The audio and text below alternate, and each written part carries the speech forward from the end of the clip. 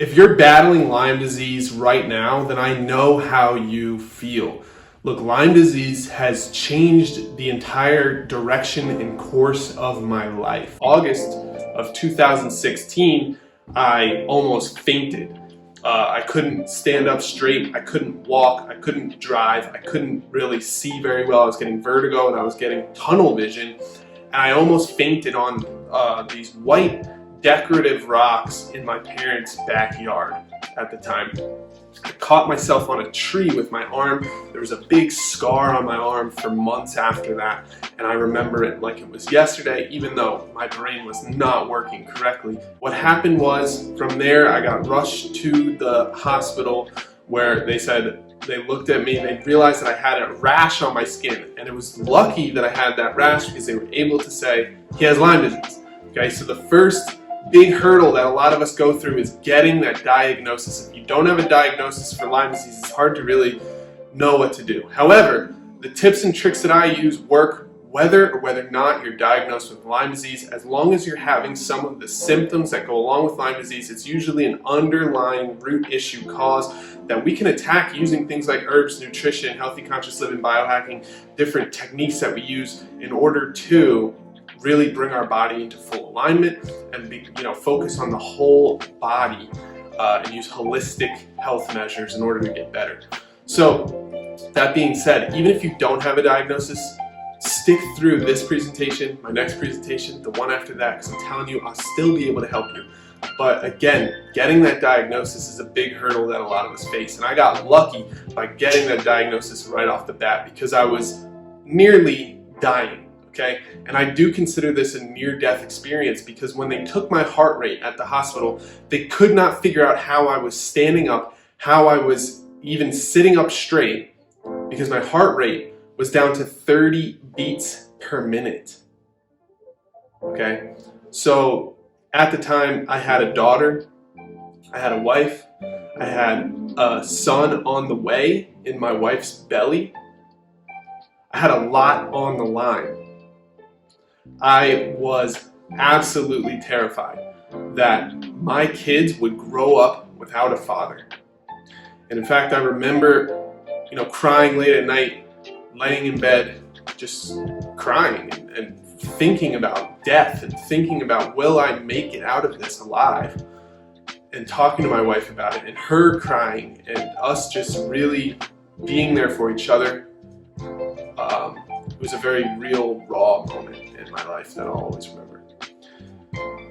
So, moving forward, I was wondering what the doctors were going to do. Okay, so we know my heart is all messed up. We know my brain is not working correctly. We know I'm fainting and barely standing up straight. So what do we do about it, right? So I was like, let's keep going back to the doctor. And here's basically what they did. First, they gave me antibiotics. Then they gave me tests. Then they gave me more tests. So it's just like a cycle of tests and antibiotics that I didn't see an end to. So it's like, what is the point of the tests? What are we going to do with the information? Are we just going to keep giving me antibiotics? What is happening here? And as I was taking the antibiotics, I noticed things were getting worse and worse and worse. And so one day I just completely stopped taking the antibiotics. I decided, okay, if this is what the doctors are going to do, then it's not going to work for me. This isn't what's going to get me to be healthy. Okay? And it was very obvious and clear in that moment, but it was also terrifying. It was scary because you're going against the doctors, the people that went to school for 8 years to learn exactly how to take care of patients. I was going like, okay, well, they're not really doing anything for me. I have to figure out how to do this myself. So striking out on my own against really what the doctors were saying and trying to solve my own health issues was probably the scariest part.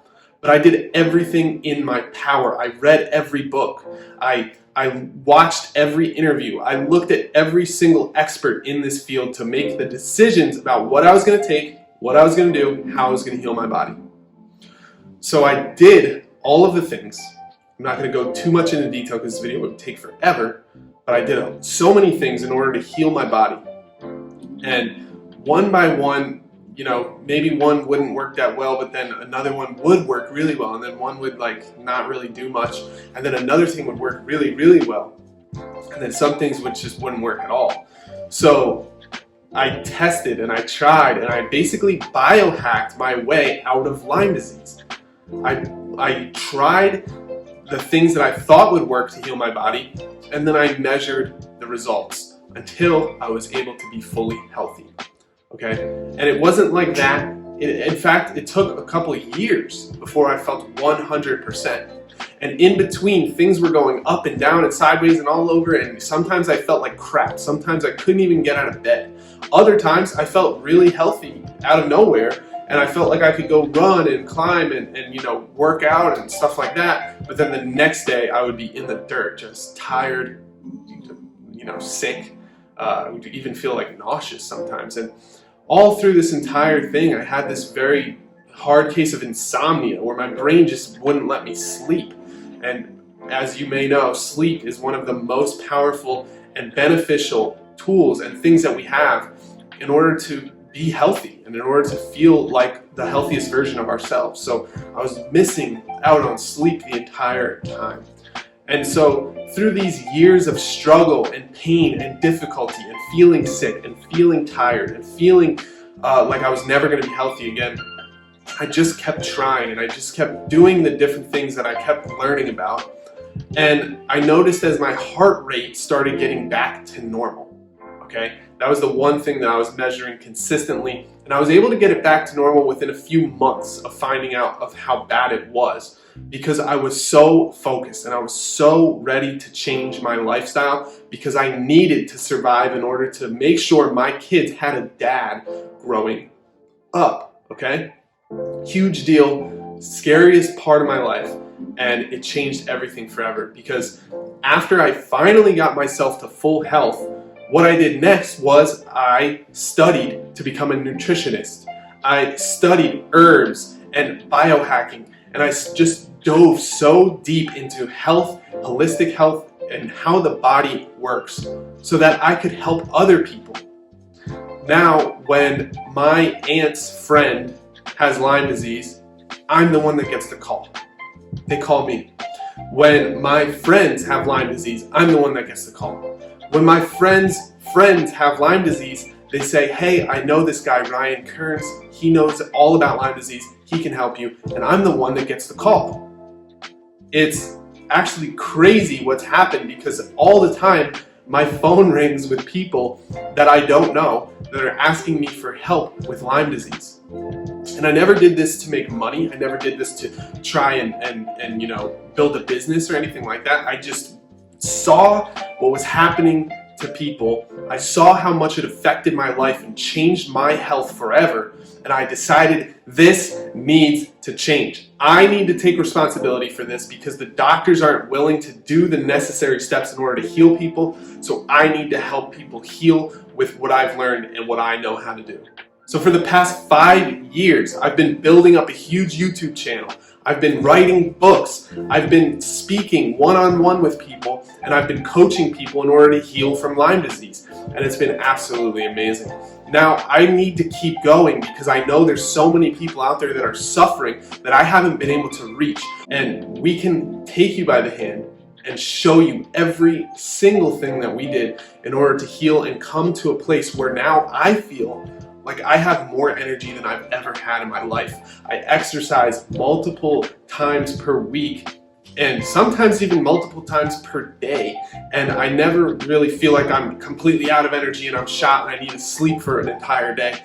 That feeling has gone away. My heart rate is completely normal. In fact, it's healthier than it's ever been. My circulation and my blood flow is better than it's ever been because I worked on training the heart in a specific way.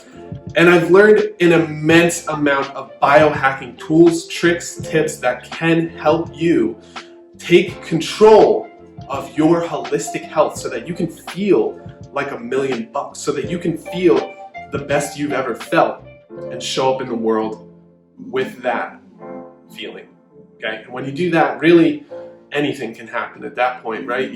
When we feel good on the inside, our relationships start doing better. We start, connecting better with our loved ones. Our financial stuff starts doing better because we can put more energy and focus into our work. Our physical health obviously starts feeling way better because our physical body is taken care of, and you're looking at the holistic health of the entire bodily systems put together so that you can then, really become a whole healthy person. And all of these things combined just make you basically into a superhero. And I know that sounds crazy, but that's really what biohacking is. It's trying, testing different techniques, measuring them so that you can become the best possible version of yourself that kicks ass.